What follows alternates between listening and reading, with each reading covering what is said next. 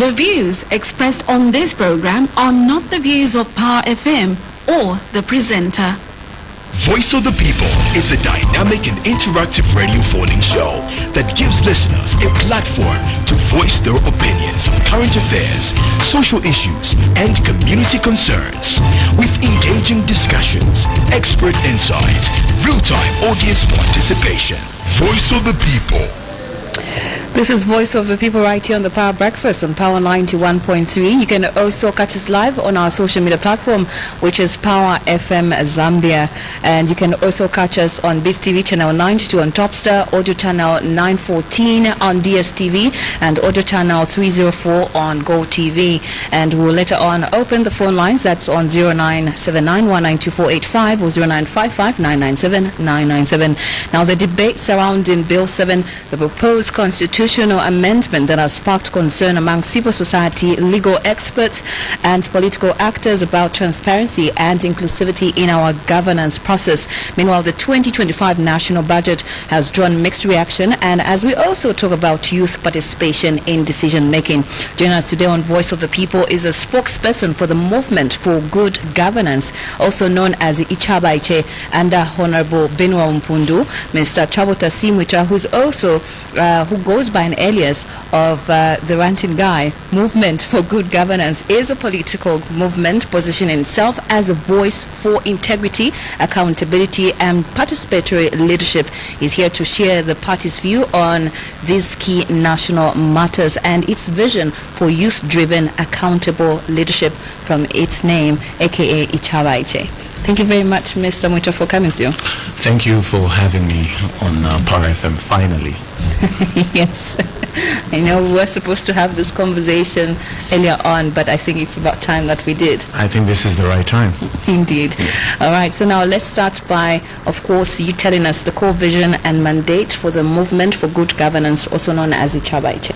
Okay, so the vision for the Movement for Good Governance, Ichabache, is a vision that we've been lacking as a country for a very long time. The vision is that we need to usher in a new generation of leaders. If you've noticed, since 1991, Zambia has basically recycled leaders. Even when we've changed governments, from MMD to PF, now to the UPND, you will discover that the system still remains the same. We still have the same people in certain positions. You would be surprised to say, okay, how do certain individuals find a job in every administration that comes into power? Okay, so that's not only the goal. The goal is also to offer innovation. If you ask anywhere around the globe, innovation comes from young people. So when you are dealing with the country, we want to reframe the picture, or let's say reframe the future, in the sense that young people understand how the global dynamics are of today. In as much as the older generation or the veteran politicians have the experience, but they also somehow don't understand the current times. You would discover in certain avenues of governance, they are slightly detached from what the world is today. So that's where the Movement for Good Governance comes in. It's now, for those that may ask, is it just young people? No, it's not young people. What we're saying is we're focusing mostly on the young generation, whilst accommodating the veteran politicians as well. The thing is this: when it comes to governance, this is not a game. We understand that very well, and you still need the elders to advise you, to guide you on how certain things are done. Not every problem requires modern solutions. There are others that you would need to do it the old school. That's where now our veteran politicians come in to guide us, to give us wisdom on how we can carry on the nation and do the legwork. So the Movement for Good Governance understands that, in order to develop as a country, we need fresh ideas. We need fresh people with the energy to do the work. Our veteran politicians, we thank them for what they've done for our country, and where we've reached, it's because of them. But it's only fair and respectful for the young people to step up and say, okay, I think you've done your best. We thank you, but it's time maybe we took over and maybe offered the legwork or the energy. Because let's be fair, it's disrespectful to let the elders continue raising you, even when you're old enough to now raise yourself. So it's only high time that the elders, we allow them to rest. They've done so much work for them, and we're very thankful for that. All right. Now, in a view, part of the clauses that were proposed for the Constitution amendment were youth participation. So what would you say are the strengths and weaknesses that the proposed constitutional amendment has? Okay, so one thing I'll tell you is this Bill 7. First of all, our Constitution of Zambia does not in any way cast the youth outside. Our Constitution already says that youths, women, and people living with disabilities should be considered for adoption by every political party in Zambia. Okay, our Constitution already clearly indicates that. We don't need to amend the Constitution in order for youths to participate at whether councillor, parliamentary, even mayoral. You don't need to amend the Constitution. In fact, our Constitution is clear. To stand for mayor, you only need to be 23 years old. That's a youth. To stand for councillor, you only need to be 19. To stand for mayor, you need to be 19. So where does the amendment come from exactly? Why do we even need that clause to be amended when the Constitution already clearly indicates that you can be a youth and participate at governance? So when the Bill 7 was presented, that was just it was a power grab. For those that may not know, who would think, yeah, maybe it's high time for the youths to come in. Yeah, but the Constitution already tells you you're eligible to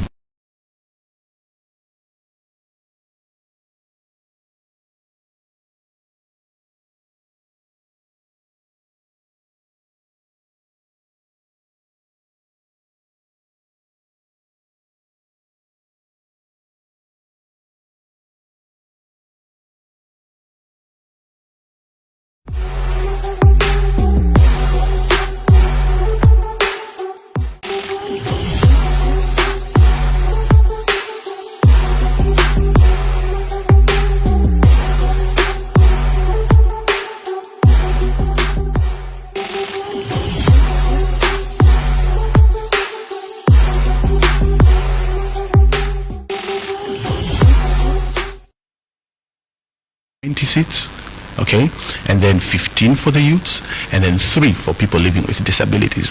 So those will not be elected, they'll just basically be appointed. Who's going to be appointing them? Think about that. Now, they're saying you will be appointed based on the party, each party, and how many members of parliament it has managed to have elected. So basically they'll be looking at the ratio of each party, okay, to say the ruling party has, like, say, 70% of parliament, then the opposition, maybe they're broken down in 30, one has 10%, the other one has 2%, then that will break down into how the youths, the women, and people living with disabilities will be appointed. But we all know that still favors the ruling government, because when you are a ruling government, you always have the majority of parliament, right? So automatically you will be increasing more numbers to yourselves, meaning you will have more MPs on your side anyway. Because if you already have 80 members or elected members of parliament, and then now you get the lion's share of the nominated members of parliament, so basically you're creating a rubber stamp parliament where now it's, let's just say, everyone now in parliament is on your side. So even when it comes to bills, amending the constitution, you will never really have opposition. So that's where it is. It's systematically placed. I mean, we've seen it done in other countries. For example, Uganda is actually known for doing that, you know, where they dilute parliament in a way. It just becomes a shadow government of the ruling party, and that's where we are heading. Otherwise, that's where I believe it's a power grab, because it's what it is. All right, you see to the Power Breakfast Okay. Well, you can be part of the conversation. We will open the phone lines with 0955-997-997, the numbers that you will come through with, or 0979-192-485, or you can go through to our social media platforms. And so now continuing, you can definitely call us like Fortrace did say, or send us a message as well. And so now going into youth involvement, or rather if I should say that those who are marginalized, that Bill 7 said that they would include, so those who are disabled, the women and even the youth. Would you say currently, looking at our state of governance and even just political parties, is there really, I would say, a focus at including youths when it comes to when they're running for elections, the people they put up for councillors? Is there really an active step that parties are taking to include the youth, the women, and even the disabled? No, when it comes to political parties, actually, they haven't taken that step in making sure that everybody is represented. Okay, there's equal representation of the youths, the people living with disabilities, and the women. So that is not a constitutional issue. That is a political party issue. Our constitution already says, look, every political party, you need to ensure when you are adopting, you have to have the youths involved, you have to have the women and people living with disabilities. Everybody has to be represented. But political parties have always swept that under the rug. They've basically ignored that clause in the Constitution. Article 259 of the Constitution tells us that. You don't need to amend the Constitution, okay? So it's a party problem. The Constitution has already covered that. So what we should be talking about is enforcing Article 259. Making sure every political party adheres to Article 259. Okay, so if you look at the current, if you look at the ruling party, how many youths can you count in Parliament? One, maybe. Is that enough? Is that an equal representation? Okay, and I don't even know if it's a youth, but hey, let's just say one. Okay, and in the previous regime we could count maybe 3. You see that? So it's not a constitutional issue, okay? It's an issue just political parties. When it comes to appointing or adopting youths, we've always been sidelined by political parties. Even when the Constitution says we have to be part of governance, we've always been sidelined. You're still too young, you still need experience, so on and so forth. But if you remember into history, Vernon Mwanga was an MP by the age of 23. He was a member of parliament. And this is Kaunda's government, okay? And he was an ambassador to Moscow at 18 years old. Do you see that? This is how progressive they were then. But sadly, we lost that over time. There was no constitutional amendment that was made there because it's always been there. So telling the people to say we need to amend the constitution for equal representation is just fake. It's a lie because the constitution already provides for that. So we don't need to do any of that.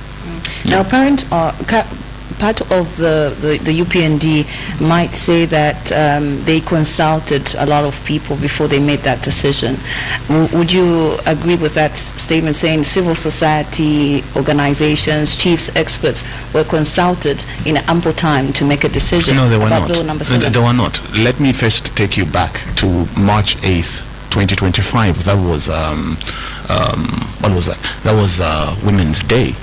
President Hakainde Hichilema came out to the public and said, okay, so we have all agreed to amend the constitution. And everyone was shocked, puzzled, like, whose we is he talking about? Then he made similar sentiments on Youth Day when he was in Western Province. He said, so the youths have agreed to amend the constitution. When did he do that consensus? Were you questioned? Were you asked? None of us knew. Okay, he just came out and accused the Zambian citizenry of saying, hey, we've agreed to amend the constitution. And then when everybody started to say, no, we didn't, first of all, what are we agreeing to? He came out and say, but why would you deny, or why would you not want to, why would you deny the draft constitution when you haven't seen the content? And then we came back and said, no, but why do you want us to accept when we still haven't seen the content of the draft constitution? Then from there was that pushback. And then those that they basically skipped the procedure of how a constitutional amendment is done. They were actually trying to use the shortcut of it. No committee was appointed, none of that. There was no wider consensus. And then there was so much pushback from the civil society organization. The NGOCC actually refused. The church mother bodies denied. The opposition refused. The general public refused. I refused. And the reasons, after so much pushback, the president only to come back and say, the reason you're not allowing me to amend the constitution is because you hate me. And we're like, what do you mean? You haven't really let us, we haven't been involved from the inception. It's basically you guys sat in a room, you figured, okay, these are the clauses we would like to amend in the constitution. Now tell the people that they've agreed to amend the constitution. And when you speak about the chiefs, Chief Mpezeni actually said he wasn't consulted in this draft constitution, so why would he support it? He doesn't even know what's in there. No one has explained it to him. Chief Mabumba made similar sentiments. He said, no, listen, I didn't agree to any of this. So basically, the only people who've agreed to constitutional amendment is the UPND party and President Hichilema. Everybody else has just been on the outside. So there hasn't been wider consensus. And from March to now, there hasn't been any consensus. Now this is when they're saying, I think we need a countrywide consensus. Well, with 2 months left before we get into the election year, that's not even possible. There's not enough time to do that. I mean, are you going to consult all the 19.6 million Zambians? It's not going to happen.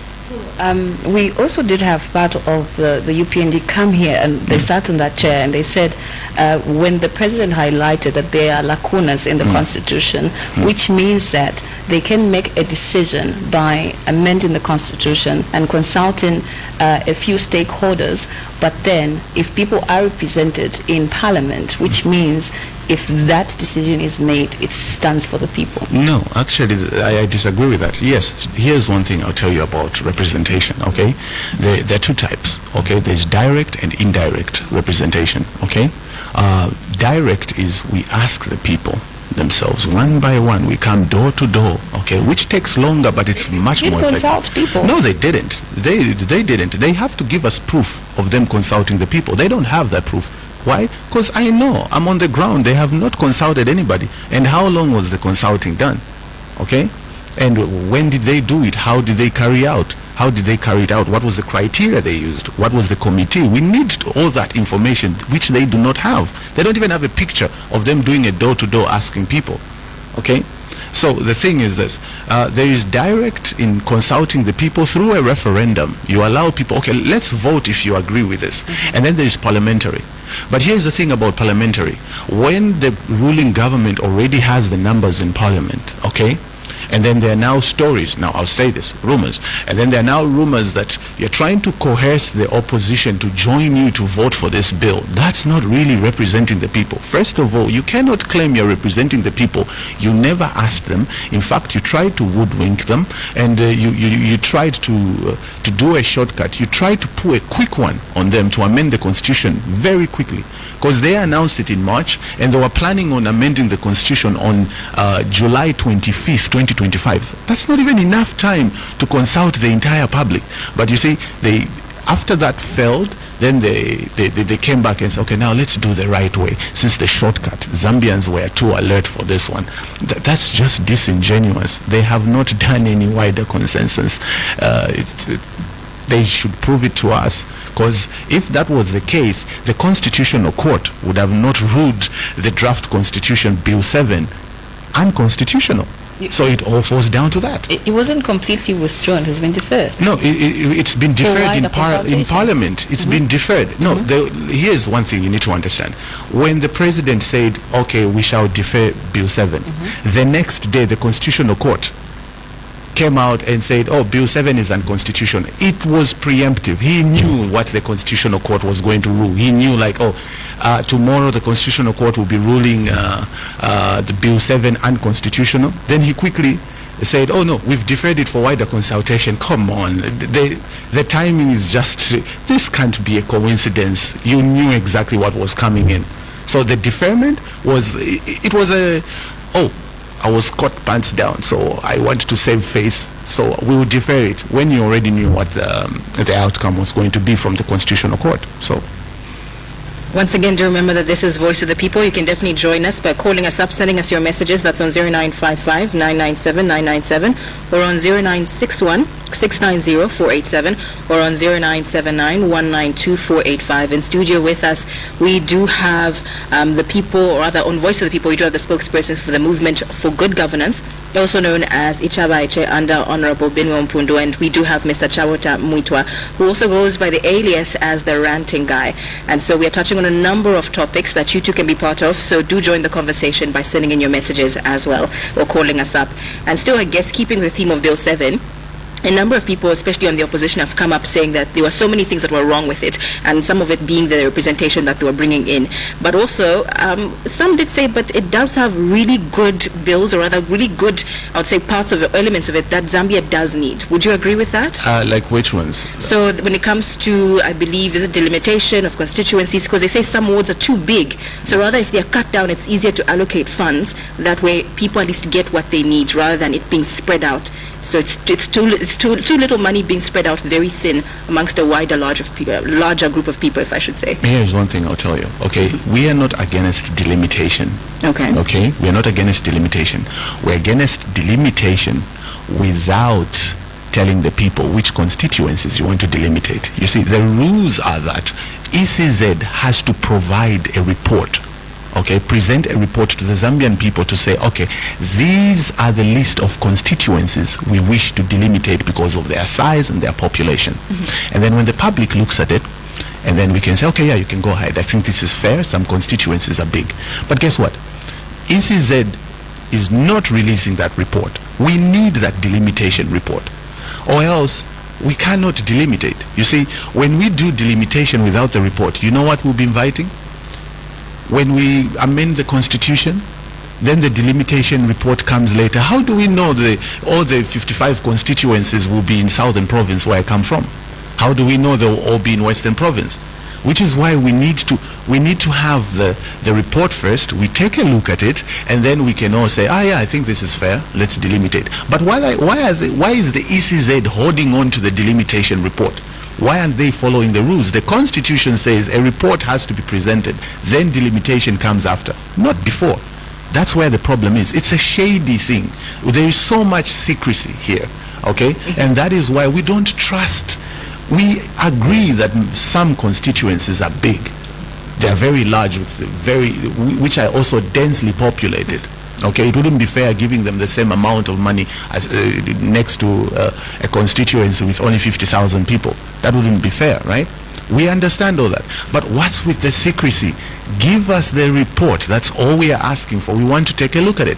We cannot be tampering with delimitation when we are inching close to elections, okay? And then you don't want to give us a delimitation report. No, that's just not. Let's just follow procedure. Let's do things right. What's with the rush? Okay, if you really want to do this by the people, well, present your facts and truths on the table. No one will resist unless you have an ulterior motive, which is why they are holding back the delimitation report. So yeah, that's where we stand. Even the by-elections on that end, saying that they're too expensive? No, here's one thing. Democracy has always been expensive. Let's keep this together, okay? We chose to be a democratic party, and we should be able to hold on to those democratic principles. Everything has got a price. Democracy is expensive everywhere you go. When you allow the people to pick their own leaders, you need to be prepared of how much you're going to spend. By-elections, very expensive. But guess what? Coming from a party that has been basically arresting the opposition, especially members of parliament, basically ripping seats away from them. How many by-elections have we been to this year alone? Too many. In fact, there is one, I believe, which is almost pending very soon, because they've been talking about it recently. Okay? But here is the thing. You still need to allow the people. You cannot use the excuse to say, no, it's too expensive, so, you know what, let's just hold on to the power so that we can be efficient. No, you need to allow the people to make their own choice. Otherwise, we don't want a situation where you elect a member of parliament, that member of parliament is expelled simply because maybe they do not agree with the party, or they did not side with the party in any, whatever squabbles they'll have. and then only to be replaced by somebody we don't know, somebody we don't care about, somebody we have not assessed as the people by ourselves. No, you need to leave power to the people. That's what true democracy is. We shouldn't leave that power to a political party, because if that's the case, President Hichilema would wake up and say, all you members of parliament in my party, you are all expelled, and then he replaces them with who he thinks he wants. We will have stooges in parliament. We will have people who will have yes men and women, okay? And that breaks the fabric of democracy. Democracy is that even your own people should question you, should hold you accountable. They should disagree with you. But if they fear that you may expel them and replace them, where is the democracy? It doesn't exist. So, yeah, the UPND can say it's expensive. That's okay. Democracy is expensive, and we will hold on to that. We should always be prepared to pay the price to let the people choose. All right. Now, let's dive into governance and accountability. How would the party support to protect whistleblowers and investigative journalism? Of course, we have been talking about the cyber law, which was implemented, and it has been received with mixed reaction. Yes. So, would you say whistleblowers are protected as well as No, journalists? actually, one of the main factors of the cyber bill was to muzzle the whistleblower. Because if you've seen, when you look at the cyber crimes bill, you will notice certain clauses that will say recording a conversation. If I record you guys without you knowing, it's a crime. But what if you guys are discussing how you plot maybe you're trying to murder somebody, and I record you, and I present that evidence to the police, like, oh, I think Shekinah and Fortrace are they're trying to kill somebody. So I have the evidence here. I recorded them having a discussion. So instead of coming to arrest you guys who are plotting a murder, they'll come and arrest me. So where is the whistleblower? Imagine you work at a company. No. Imagine you work at a government institution and you caught your boss on the phone saying, that 2 million kwacha which is coming in from CDF, what I will do, we will just divert it on the other side and buy a car and shan. You can clearly hear that, wait, this man is trying to loot CDF money, public funds, and use it for whatever he wants to use it for. You catch him on the phone, you record him. That's evidence enough to go and present to the police to say, oh, I think my boss is trying to use CDF money or public resources for his own benefit. You will be arrested and not him. Okay, so that cyber crimes bill, in my opinion, okay, I believe it was designed to muzzle the whistleblowers. Because here's one thing I'll tell you. We've heard so many leaked audios online lately, okay, and I am pretty sure many government officials have been caught recorded of some sort, so they had to quickly put in the cyber crimes bill in order to prevent any recordings out, because by now they would have been flying, okay? Because look at it this way, it also comes down to how the cyber crimes bill was brought into parliament. Okay, it was rushed. I remember this very well. It was in November, okay? In the previous regime? Yeah, no. It started in the previous regime. Mm-hmm. Okay, the current regime promised they'll come and repeal it, and then they split it in two: the cyber crimes bill and the cyber security bill. You see, basically, they intensified it. Okay, the previous regime brought it in. The UPND actually made it stiffer than it was, okay? Now basically just muzzling the people to a point where Zambians now online, everybody's like, I don't have a lawyer. Since when did you live in a country where you are texting, you're afraid to even post your thoughts, you don't have a lawyer? That's not democracy. So the cyber crimes bill was brought in, they snuck it into parliament, it was then deferred when it received so much public backlash, only for them to bring it back early this year. It was very quickly, it was just in a matter of hours. Next thing, it's in the second reading, and the UPND members of parliament voted for aye, and it went through. Before you know it, everything quiet, it went down. We were waiting for the president to assent it into law, only for us to hear that only for us to hear from the American government through the embassy that Zambia, the president has signed the cyber crimes bill without notifying the public. So it makes you wonder, these people didn't have good intentions when bringing this thing. Why would the president sign it in secrecy? Every time a president is signing a bill, there's the media there are cameras, there are people, there's you guys basically asking questions, do you think this is the right bill? But you the people in the media, were not even given a chance to ask the questions why the president assented the bill into law. He just signed it secretly at State House, and we only found out from a foreign government that he assented it. Is that something that you could say was engineered for the interest of the people? Would you say you disagree with the entire thing, or there are some clauses? No, there are some clauses that are okay, that I'm not totally against, but the ones I'm against are the ones that just prevent people from having an opinion, okay? That will give people so much fear to speak. I mean, look at it this way. Right now in Zambia, child defilement is bailable, okay? Child defilement is bailable.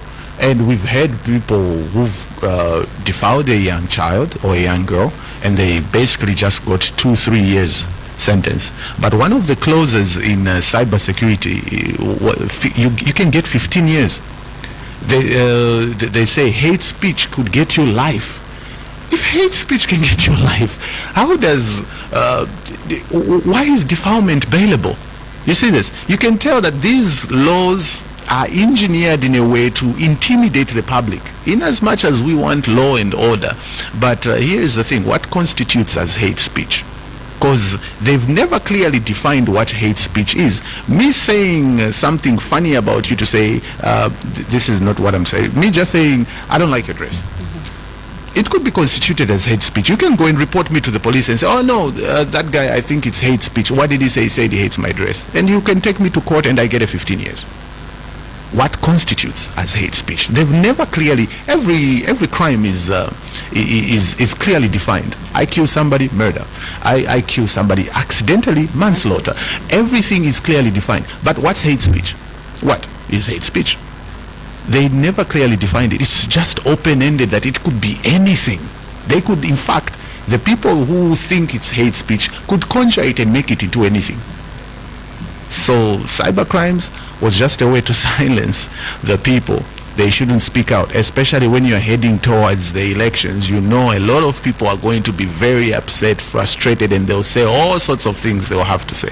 So now, most Zambians will have to walk on eggshells when it comes to social media. But then wouldn't you say, I guess, to play devil's advocate, that it encourages people, especially those on social media, to be quite conscious of what they type, what they post? Because I think a lot of them over time, even from the West, we've seen how social media, because of the barrier that it has, it allows people to think they can say whatever they want regardless of the consequences. So is in the government showing that there are consequences even to your words on social media? Yes, there are consequences, but I will use the same terminology that President Hakainde used when he was in opposition. We have enough laws already in the Constitution that bar you from inciting violence on social media, that bar you from bullying your friend on social media. We already have enough laws. Okay, he said this is why, in fact, he said this same statement when he was actually brutally bashing the cybercrimes bill. To him, he said, no, you're just trying to silence the opposition because we know you want to rig elections. This is what he said. There's video evidence there. It's all over social media. So we already have enough laws that can actually prevent you from saying anything on social media. We just have to enact those laws, not create new laws that will just now constrict the Zambian people from speaking out. Do you remember that this is Voice of the People once again? You can call us up, you can send us your messages. The phone lines are open. That is on 0955-997-997 or on 0961-690-487 or on 0979-192-485. And so now going to the bill, we did have the presentation of the budget, if I should say, and it did bring up a lot of talk, if I should say, and how some saying that it's a feel-good budget, seeing as we're going into an election year. Do you agree with that? Yes, I agree with you. Let me give you an example. In the budget, there was a provision that, okay, CDF will be increased from 36 million to 40 million kwacha, right? But here is the thing. Let's take a look at CDF. some members of parliament have complained in the House, on the floor of parliament, to say this CDF, okay, CDF. Sorry, we'll have to cut you off short. We do have a caller on the line. Just hold your thought. Hello, good morning. Hello, morning, madam. Good morning. What's your name and where you're calling from?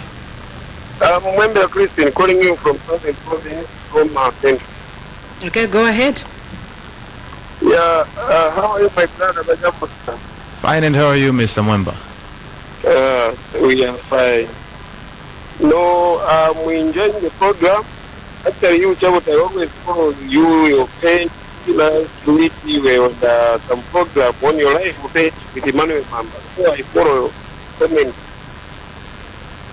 What I want to show you is this: in Zambia, it's like if leaders, some whom we are putting into office, they think that majority of Zambians don't see what is happening behind doors when they see some GP meetings. You know, changing constitution is something which we should participate as Zambian commoners. You leaders, you participants, you radio representatives, represent every Zambian, because it's not called for political constitution, it's the Zambian constitution of Zambia. After they really power, the constitution of Zambia to the younger generation youth.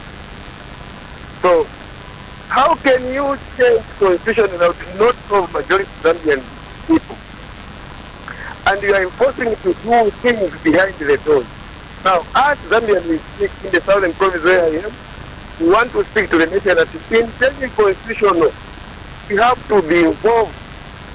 They have to involve us so that we talk, we mention what we don't want, and we put what we want. That is, their monitors put what we don't know. And tomorrow is say that there is constitution which will say like this and this.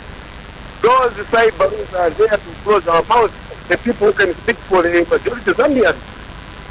Even them we are supposed to be consulted that if we change this thing, you know, changing of Bill 10, some people were against, even us were against. Now, changing of Bill 7, some were agreed because they are fighting with political parties which are in power.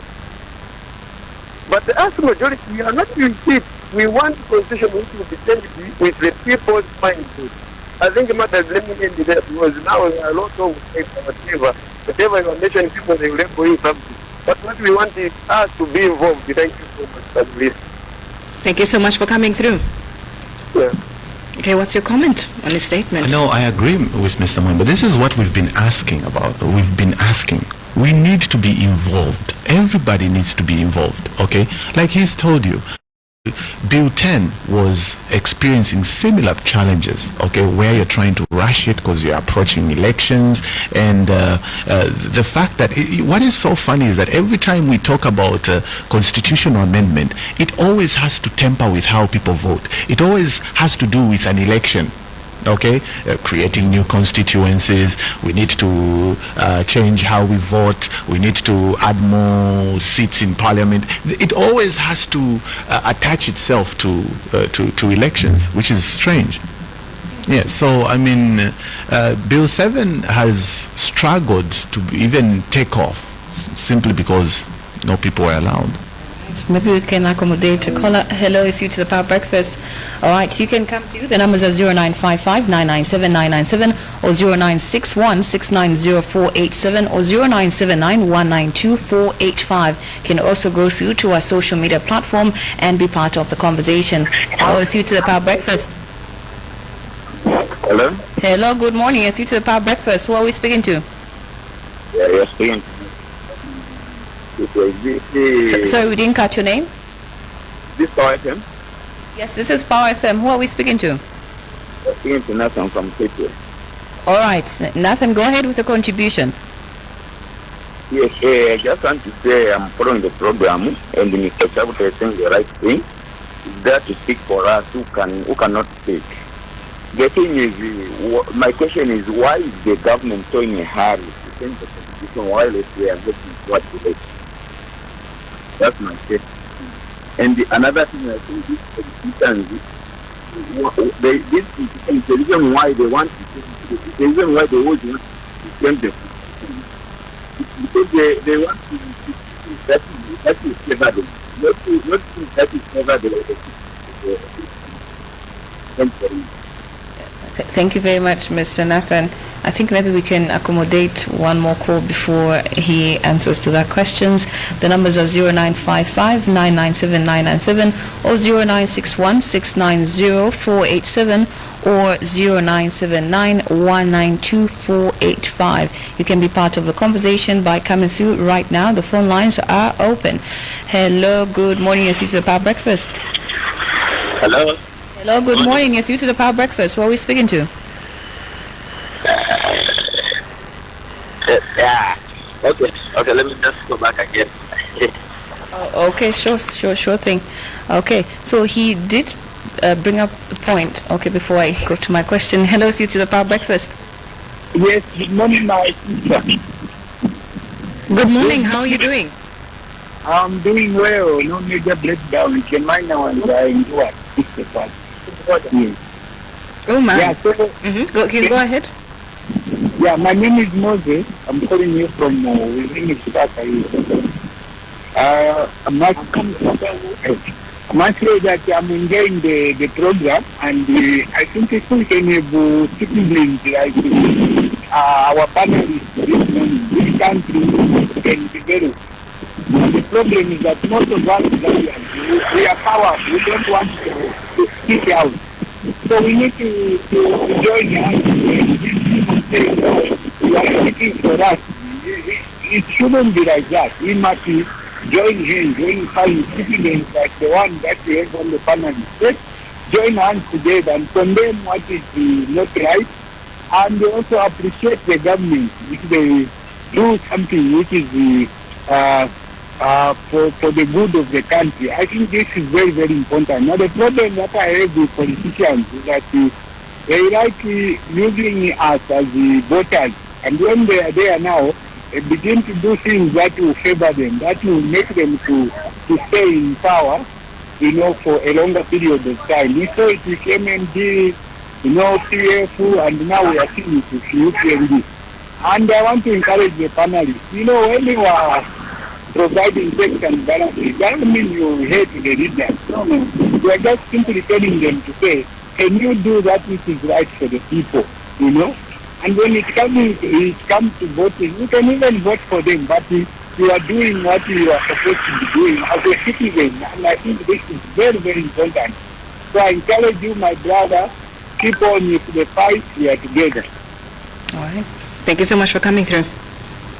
Okay, so the question that I wanted to pose is, what the UPND said is that actually for them to amend the constitution, they have done it a year before the election. They started the process a year before election.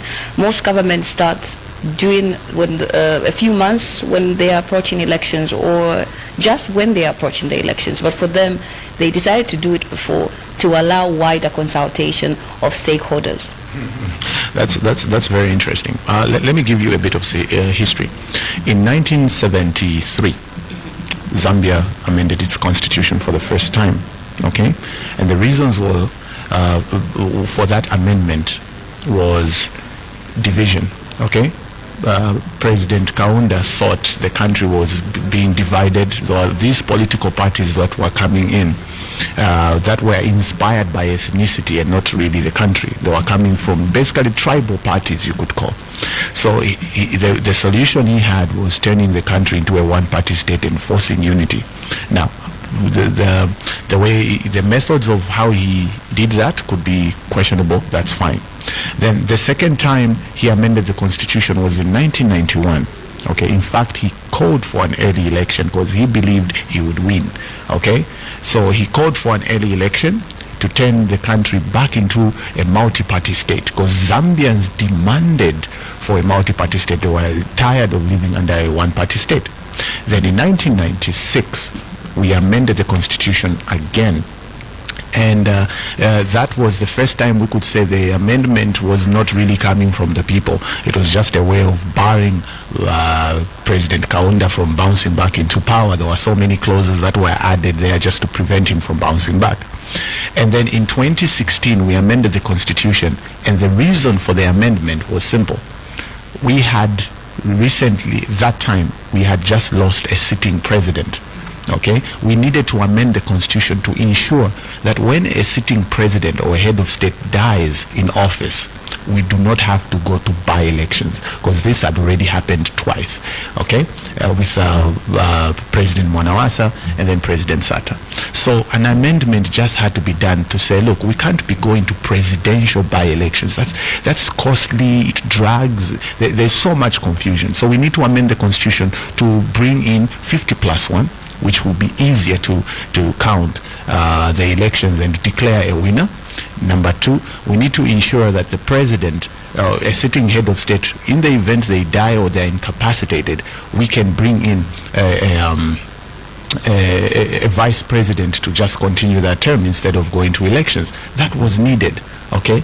Right now, why do we need the amendment? You see, when you look into history, there was this strong need to amend the constitution. Right now there isn't. It doesn't even matter whether they brought it 2 years from now. The clauses that were in there are not meant.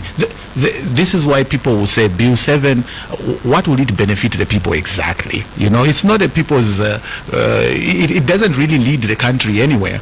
It's just giving 55 seats, which is basically creating new jobs to political to politicians. You're just creating more jobs for politicians, and that's how people see it. Like, hey, wait, you're just creating. It's like a company that has just set out to create 100 positions, right? So now, here is the thing: there wasn't a need. There's so many things that we have to amend in our constitution, but the clauses in there do not reflect what the people want out there. There are so many things people would want. The Bill of Rights, you know, we need to take a look at that. We also need to take a look at the Public Order Act, okay? We need, basically, you can't assemble at any time you want. We need to take a look at that. People really want those things to be amended, to be changed. But no, they maneuvered around them and then just made it a political power grab draft amendment, which was not even, which they didn't even do any consultative processes or work. But at the end of the day, the way the Bill 7 was presented is the problem. President Hichilema accused the Zambian people of agreeing to amend the constitution. That's why he made the biggest mistake there. He really tripped over himself there. Secondly, he accused the Zambian people of hating him because we had resisted the constitution. That's the second time he messed up. There were so many things he could have done. First of all, he could have brought in he could have even made an opinion poll on social media. He's social media savvy. He could have even just said, what do you think needs changing in our constitution? And then people would just throw in the comments, and then his experts and his people would actually pick up, and then you start simple from there. And then from there you start building up. You let everybody, okay, tifunako hivi mchinjeko, we also need this and this, but they didn't do any of that. It doesn't matter whether they had wanted to amend the constitution in 2022. They never got back to the people. They already made a compact amendment that they believed would benefit them, and basically trying to impose it on the Zambian people. It doesn't matter whether they started earlier than others. The process was all wrong. Actually, still taking you back before we took in phone calls, and that was the 2026 budget presentation, yes, with people saying that it feels, or rather it seems like a feel-good budget. What is your take on that? Yes, it is a feel-good budget. I'll tell you the thing is this. The budget was designed to wow the audience, to say, wow, there's going to be so much money. Money we do not have. Okay, we do not. Majority of that will be supplementary. We will need to get money from elsewhere to supplement the budget. Okay, the thing is this. Let me give you, this is the point I was going to get to. CDF was got an increment from 36 million kwacha to 40 million kwacha. Yay, let's clap for that. But at the end of the day, members of parliament in parliament are complaining that CDF is not being dispersed on time. Is there even money? Some constituencies have only received 4 million kwacha.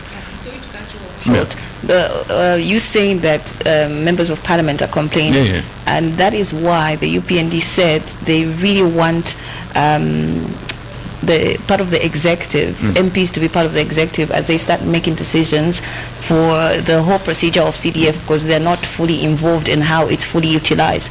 Like if, for example, an MP says that he's going to build a road, he's just going to play oversight as his role. He's not going to do much. Yes. So wouldn't you say that's why part of the reasons the proposed amendment came about? Here is the thing, okay? One thing I'll tell you for sure. Members of Parliament as of 2016 amendment were taken out of the council, okay? They were just now, they've just been reduced to legislative work, okay? Just to make laws. Yes. That's all they do, okay? Now that's been left to the council chairpersons and the councillors, so on and so forth.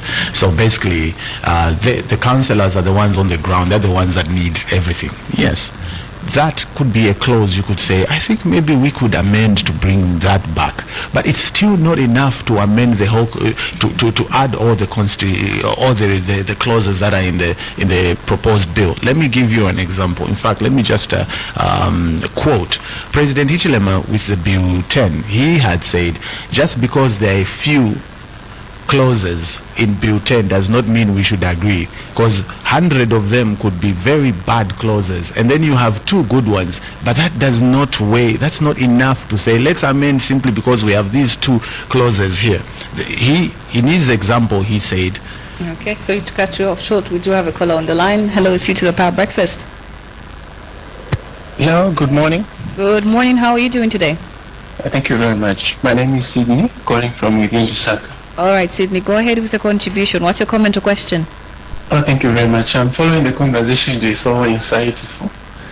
Well, if we remember well, even the current president, while he's in opposition, he strongly said, do not change the landmarks, the old landmarks. He insisted, actually said, leave it the way it is. And he continuously opposed it. So now, if they want to change the... Hello? Mr. Sydney, we can't get you. I think it might be a network problem. Yeah. Okay, I think you can use any of the studio numbers, 0955 997 or 0979192485 or 0961 690 487. Those are the numbers that you can use for your phone calls or your text messages. Maybe before he comes in, is there a call, Shekinah?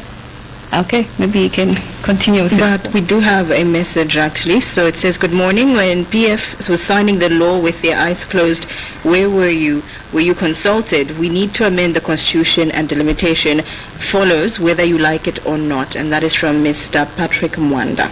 Oh, Mr. Sydney is calling back again. Okay. Hello, good morning, Mr. Sydney. Can you hear us clearly? I think I can get you, so I lost you. Okay, you can continue from where you left off. Thank you. So I was saying, if of course their intention is of pure motive, why can't they wait after an election? Then they come back and amend it. But if they do it before an election, it is instilling people, fear in the people's hearts, whether politicians or non-politicians. They suspect something to say, wow, something is fishy. So let them wait, let them develop patience, and they can amend it even after 2026. Thank you, my submission. Thank you very much. Maybe you can follow on your point. I hope you have not. okay, so the thing is this, President Hakainde Hichilema, when he was in opposition, he said accepting Bill 10 just because it's got a few good clauses in it is the same as drinking poison just because it has sugar in it. Okay, that's what he used, and we will use that same analogy. Okay, we are not going to accept Bill 7 simply because it's got 1 or 2 good clauses in it. That's just not going to work. Majority of them are geared towards putting the ruling government in an advantageous position when it comes to elections. Okay, this is not an amendment for the people. It's just not. It was carefully selected to ensure that the level playing, the playing field tilts towards the ruling government. It's not a people's amendment, which is why we were never consulted in the first place. And then just to add on to Mr. Patrick, I believe, who sent us a text message, you see that when you come out and say whether you like it or not, this is a democracy. You are not going to dictate that on the people and say whether you like it or not. No. It's not up to you alone. It's up to everybody. It's up to the Zambian people. You are not going to be dictatorial on this situation. This is not a game. This is a real matter that actually will drive, I would say, which will position our country in a very awkward position. We need to take these things seriously. So yeah, that's what I would just add on to that. Maybe following up on Shekinah's question on the national budget. Yes. What's your evaluation of it? The national budget, look, here is one thing I'll tell you. The national budget sounds good, but to me, when they presented the national budget, I knew it was going to be bloated. But guess what? The previous budget was also bloated, and we had to borrow money, okay, to supplement that budget. And this is the situation that we're going through. So when it comes to even, social programs, basically they are all geared towards the election. It's not really reflecting what our economy is producing. We are in an economy with no electricity. An economy cannot grow in the 21st century without electricity. There is no productivity in this country. It's dwindling by the second. We are not making revenue. The GDP, in fact, should be weakening right now. Okay, when I look at the GDP we have today, I don't even believe that's what it truly reflects. Okay, simply because where is the money coming from? You can't just say the mining sector is booming here, but the small-scale businesses out there, which are the majority, they are the drivers of every economy around the globe. They are not functioning. There is no electricity. People aren't making money. Where is this budget coming from? Then again, we will need to borrow more money again. Okay, which President Hichilema was against. He was against borrowing, and then now you bloat a budget. We can't even afford to pay for this, but because we believe, okay, we'll just borrow money from elsewhere and then supplement it to make sure we try and maybe reach 70% of or exhaust 70% of that budget. To me, it's just basically a wish list. Okay, meant to excite the Zambian people in hopes that they will vote right next year. And just taking a turn, I'd say, still on the end of elections, we have seen that now as we gear towards election year, or say campaigning is ramping up. And one of the ways that we saw some campaigning is such as how Macky, also known as Mulaza Kaira, made a donation of books to pupils at Chingola. And it brought up the fact that if people are campaigning using children in such a manner whereby it's their faces, vote for this person, that is actually quite exploitative of children. Would you agree with that? Yes, I would. The UPND also did this as well last year. In the last elections, I don't remember which MP that was, but he was also on every textbook that they were handing out to pupils. Here's one thing I'll tell you. Politics, okay, should be kept away from children. Why? Because politics is the same as adult content. That's basically what I would say. Okay, politicians, there's so many things that go into politics there. So there could be violence, there's lies, there's all this. You don't want children picking up those, those traits or those behaviors from an early age. What I would have advised Macky to is this: look, donate the books to schools. Quite all right. Don't put your face on them. People will still remember who donated those books. Okay? And then when you go to the school, don't say vote for the people you are giving books. Don't even have NRCs. They're children. They don't even vote. They don't even understand what you're trying to do. But here is this: we understand you giving back to the community, but you do not brand your face everywhere, especially when it deals with children. That was whoever advised Macky he received some ill advice. You don't do that. Keep politics away from children. Politics is literally adult content. So we have received some messages. Some of them are saying, good morning, Mr. Mweetwa. I'm Tata from Eastern Province. Mr. Mweetwa, what you're saying is true. This government is not considering the youth, and they want to do whatever they think Zambia is democratic. And then we do have another one saying, this government is very hardworking. This is Chimwemwe from Kasama. And then we do have a final one that says, good morning. This government is instilling fear to us Zambians. The cyber law has made Zambians to hurt, I believe it's hate, the UPND, and this is K from Livala. So far, those are some of the messages that we've received on that end. Now, as we'll be winding down with our conversation, of course, we can touch on so many topics, but due to time, we can accommodate so much. And let's talk about your election and campaign strategy as we'll be going to 2026. And of course, noting that Ichaba Ije is based on youth participation and inclusivity. How are you going to make sure that you are going to allow more youths to be part of your work or your party? And how can one be part of a movement for good governance in case they want to join you? Okay, that's a very good question. Here's one thing: our movement, which is now a party, our movement is very different from what other political groupings are offering. Okay, we do not just build on popularity. No, we are also building from the ground up. We have aspirants who are not superstars, for better lack of term, who are not picked because they are very famous. No, who have the heart for the country, and they are willing to go door to door, okay, mobilizing people, speaking to people, and telling the people what they're trying to achieve and how they plan on representing their people. Okay, we are building everybody from ground up. I wasn't a popular politician last year, but I built from the ground up using through this movement. Okay, so now in bringing the youths, every young person, every Zambian is welcome, even the old. In my constituency, Chabota, the councillor for Kamwala, he's not even a youth. You see that? He's not a youth. But for the councillor for Chilenje, for Livala Ward, the aspirants are youths. So we do still incorporate our elders in there, okay, because we understand they know the world better than we do. We may know it on face value based on the time we're in, but them, they know the roots as well. So you're also contesting for Chabota? I'm contesting Chabota constituency MP. Yes, I thought I had mentioned this. I didn't? No, you didn't. Oh well, that's poor PR on my part. Yeah. Poor PR. So yes, the thing is this: if it's the youths right now, as young people, all we can advise you is this: I usually share a link on my Facebook, where you can join the movement through our WhatsApp group. Then we break them down into now where we believe you would be placed. So, or you can just contact me on in my inbox on my Facebook, which is Chabota Mweetwa.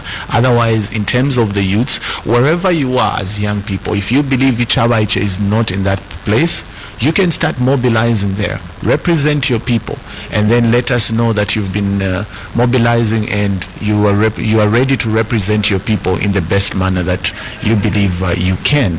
And the movement is, let me just say, it's like a perfect storm meant for every youth to actually finally be represented and not be used as tools for violence or tools to just mobilize and create a crowd at a rally. This time, young people, I urge you're also young people, you should be part of the movement. That's just an invite I'm giving you there. Are you advertising us right now? I don't know if I made a mistake on that one. No, it's okay. Yeah, it's good. Actually, before we wrap up, there is something I would like to hear your opinion on, and that is how Honorable Mulambo Haimbe did recently, as of last month, towards the end of the month, put out a post which he was excited about, and it was called Dear Lusaka Central, where he asked for contributions from residents of Lusaka. Again, you see, it appears the UPND administration doesn't know how to carry out a consensus. Okay, Dear Lusaka is a very good initiative, which he should have started immediately he was elected into office. Now, look, you've already exhausted your time in office. Parliament will be dissolved in the next coming few months. So, what is it that people are going to give you that you're going to do in this little time that is left? The Dear Lusaka was a good initiative brought at the wrong time, and that's the challenge there. Otherwise, Mr. Haimbe, my brother there, could have done a better job. That was, in my opinion, that was really sad to watch. Which again does bring up the next question: should MPs also be ministers? Because then wouldn't one say that they've got divided attention? Shouldn't an MP focus, or rather solely be an MP, a minister focus solely on ministerial work? Yes, that was actually presented. Former head of state Edgar Chagwalungu, may his soul rest in peace, he had actually brought that up when he was in power, to say, you know what, I think we are limiting ourselves by appointing ministers from parliament, I think we should also have a system where we can appoint them from outside. Okay, maybe even cabinet ministers from outside. They don't necessarily have to be members of parliament, because they'll be divided. Their attention, they have to look at their constituency, they have to look at their ministry, they have to look at their legislative work, so on and so forth. But that was shot down by the UPND. They said no. So I'm sure they're pretty happy with that. Maybe it could be too much work for Mr. Haimbe. I do not know. But at this point, that is something that we should also look into as a country. Maybe if the UPND could present that in Bill 7, maybe I would have been attracted to it. But unfortunately, they wouldn't want to split power like that. I don't see them doing that. All right. Well, many thanks for coming to Mr. Mweetwa. Thank you very much for having me. And we wish you good luck in the elections. Yeah, thank you very much. We are going to take it. Okay. Well, today we were joined in the studio on Voice of the People by Movement for Good Governance, Mr. Chabota Mweetwa and Honorable Benwell Mpundu. This has been Voice of the People. You can catch us on our social media platform, which is Power FM Zambia. The breakfast show continues. Voice of the People, Monday to Friday from 8:45 to 8:30 a.m. Great morning conversations start here. The views expressed on this program are not the views of Power FM or the presenter.